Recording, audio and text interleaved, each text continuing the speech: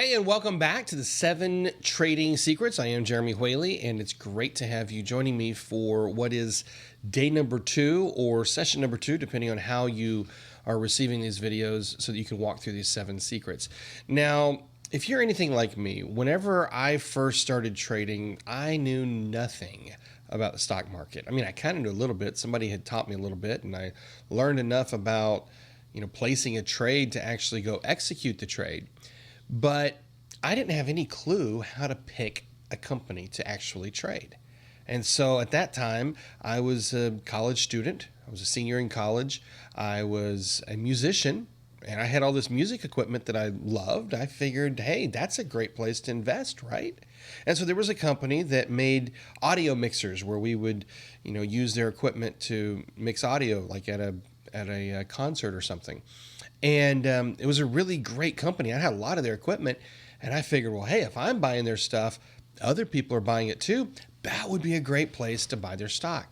Well, it turns out they were a publicly traded company, and so I went in and I bought my first 100 shares of a company in that particular company.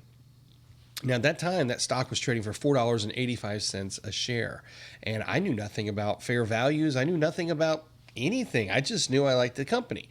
And over the summer, I held that stock for about 3 months. And over the summer, sometimes it would get up to $5, and then it would go down to $4.80. And sometimes at one point it got up to $5.05. And eventually, after about 3 months, I figured this ain't going anywhere. I'm not going to make any money with this stock. And I finally sold it. But that's how most people end up picking the stocks that they trade. They look for companies that they know about, companies that they like, companies that they personally use. And they think, well, if I'm a customer of this company, then obviously it must be a good company. But unfortunately, that's not how we pick a stock. In fact, the first step in picking a stock is to do analysis, to do some analysis of that trade and where we think that stock is going to be moving over time. And there's only 3 answers. It could be going up, it could be going down, or it could be going sideways, as was the case for my very first trade that I placed. All right, so my secret number 2, something that I learned the hard way, is whenever you're doing analysis for a trade, you don't want to guess. We need to work with known data. We don't want to guess. We want to work with known data. And so to answer this issue, you say, well, what should the stock be trading for? When should it be a good buy? We have to answer the question of what is the actual value of the stock. This is the age-old question, right? Somebody buys a stock and they think, or they look at a stock, they're analyzing it, and they're saying, well, it's trading at, for example, $10 today, but I think it should be trading at $15 tomorrow. How do we know? How do we know what the value of a stock is? It's a really hard question to answer, right? Not really. Here's the appropriate answer should be the value of the stock is whatever someone's willing to pay for it. Whatever someone's willing to pay for it. So if people are willing to pay $10 a share for it, that's the value of the stock. If people are willing to pay $100 a share for it, that's the value of the stock at that moment. Now, it may or may not match up with the book values of the company, but it really doesn't matter. If it's something that someone's willing to pay, then that is the present value of the stock, regardless of what someone's numbers might suggest. And that brings us to 2 different types of analysis that people get into, and that is fundamental information, fundamental data versus technical data. Now, this is a war in the world of stock traders. There's a lot of people that argue really, really hard that you should look at all the fundamental data, and whenever you have all this information, then that's what you should use to base the purchase of your stock. We call that value vesting, by the way. Somebody's looking for the value of a company, and they say, well, it's trading below its estimated value, so we're going to buy it, and one day it's going to come up to its fair value. The other school of thought is what we call technical analysis. So let's just look at both fundamental analysis and technical data, and we'll look at both of these together or side by side, and I'll show you which one I think is far inferior as opposed to the ones that are superior. And it comes down to known data versus unknown data, okay? So let's start with fundamental data. Fundamental data is all of the numbers about a company. For example, it's going to be your earnings reports, it's your sales, it's the quote-unquote book value or the debt ratio, all that kind of information that's related to the company. And what happens is if you're a fundamental analyst, you go in and you look at all this information, and then based on that information, you come up with an estimate of the future price of the stock. Now, there's the key word right there. It's an estimate. It's an estimate. We have no idea what the future price is going to be. And the truth is, it doesn't matter what style of analysis you're doing, you have no idea what the future price is going to be. But when you're a fundamental analyst, we're looking at the information that is the book value of the stock. And we say, well, based on this information, this is what the future value should be. Now, we've already established what is the value of a stock. It's whatever someone's willing to pay for it. And so a lot of fundamental traders got into big trouble in 1999 when I was trading, whenever I started trading. And, we were in the middle of the tech bubble at that time. And so you had companies that were trading for 10 times, 20 times, 100 times, 200 times their book value. And in some cases, you had companies that were trading for $200 and $300 a share that had never even made a profit. And some of those companies didn't even have a profit, really. This was the dot-com bubble, right? And so you had a lot of traders that looked at that and they was like, these companies are way overvalued. We should short these companies because they're going to go down in value. And then the stocks just kept going higher and higher and higher because someone was willing to pay more. And so here's the problem with fundamental data. Fundamental data might sound great. In theory, it sounds great, but that's it. It's just a theory. It's just a theory. How can the value of a company project what someone's willing to pay for it? It can't.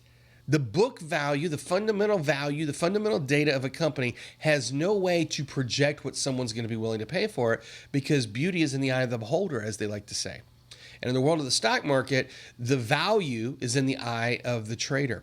And so let's look at technical data or technical analysis. Technical analysis is going to look at the historical price of the stock. It's going to look at the price action that the stock has actually traded at over time, where it goes up, which price point it goes down. And this is really more accurate because it's a real-time accounting of what has actually occurred. It's taking the information and it's using that information of what has actually happened to project based on historical events, historical price action. In other words, it's taking actual data that has actually happened with real buyers, real people who are buying and selling stock, and it says this, these buyers like to buy at $100. These buyers like to sell at $100, whatever the price points are. And then we use that information to build a framework around the price points that the stock tends to trade. And then we can use that to project the future buying and selling prices where people are going to be interested in the stock. So in other words, we're basing it on fact. It's not a theory. It's not a hypothetical of where do we think this stock should trade. We're doing it based on where does this stock tend to trade, regardless of what the book value says, regardless of what the fundamental information says. Just simply the people who are actually trading the stock, who are actually buying and selling it, where do they trade it? What price point do they trade it at? Now on this chart right here, which we're not going to get into a lot of charts, but on this chart you can really see on this particular trade, we knew, you can see shaded there in the green, this was an actual trade that we set up where we had projected the stock was going to go up to just slightly less than where it actually went to. We projected it goes up to about $170.36. And of course, it ended up just a little bit higher than that before it turned around and started to come back down again. Now, how can we make those kind of projections? And the answer is we make the projections not on what the book value is, but what on the actual trading behavior. The actual trading behavior, the people who've been trading the stock. And so here's my secret. This was something that I had to learn early on, and I learned it the hard way because I went into a lot of trades. I mean, I blew out 2 trading accounts before I ever learned this secret. And the secret is this: don't guess. Don't guess on what the value of the stock should be. Work with known data. We can go into fundamental data, and we can research that. We can research that until we're blue in the face. We can run all the calculations, and we can finally say, this is what I think the stock should be worth. But who's to say your formula was right? Who's to say that the rest of the market, the millions of people that are trading, who's to say that they're going to agree on your future price projection? And we see this over and over and over again. People will see a new stock that's trading, it's going up really, really fast. And people say, well, it's a rocket. Where's it going to stop? And people come up and they're like, well, the estimate is $1,000 a share. Well, it turns out it traded $1,100 a share the day before. So those estimates were really late to the party. This happens all the time. And these so-called professionals, they put out these target prices, these estimates of what the stock should be worth. And most of the time, the stock either blows right past it going higher or right past it going lower. It has no semblance of an idea of what these analysts think the price should be worth. And that's because they're working on a theory. They're working on a theory based on all these numbers. What should the price be worth? And what we're going to do is whenever I look at the stock, we look at the actual known data, the price point that people have actually paid in the past and where they feel like the value should be. And based on that information, we can project where the price should be going, okay? This is a really, really important secret. In fact, it's such an important secret that if everybody who traded the market learned this, it would probably break Wall Street. I mean, like, seriously, this is one of those secrets that will totally set you apart from the average everyday trader. There's over 100 million people trading the stock market in the United States. And I'm going to guess that maybe 5% of them know this particular secret right here. So get really, really good at this, and you'll be able to pick much better trades, okay? That's going to conclude us for today for secret number 2. Hope you've really enjoyed it. You might want to review some stuff in here, but get ready because in the next secret, I'm going to absolutely show you how you can make trading so much simpler.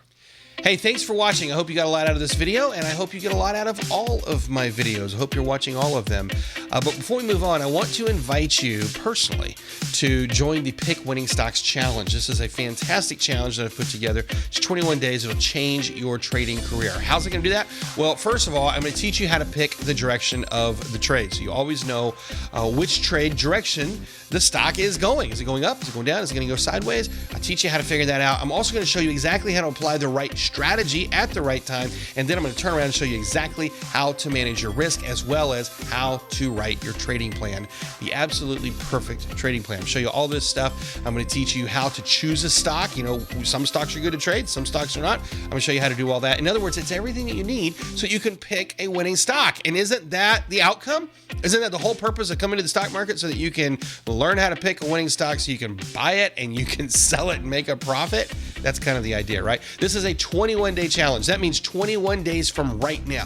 21 days. That's 3 weeks. That's it. Just 3 weeks. 3 weeks from right now, you can have all these questions and a whole lot more answered in the 21-day Pick Winning Stocks Challenge. All you need to do is click the link below, get yourself enrolled, get yourself signed up, and get started immediately. For most of you, this is the next step on your journey. So go ahead and get yourself signed up for the Pick Winning Stocks Challenge. I know you're going to absolutely love it. And as always, if you want to learn some more, all you need to do, get yourself subscribed, subscribe to my channel, follow me on social media, follow me on Facebook, Twitter, wherever it is that you want to try to follow me. Just follow me there, and even just go to my website at trademaestro.com. Click below the links right here. We got the links to the website, got some links to other resources, all great stuff, lots and lots of cool stuff out there. So go check it all out, and I look forward to sharing it with you. And until next time, happy trading.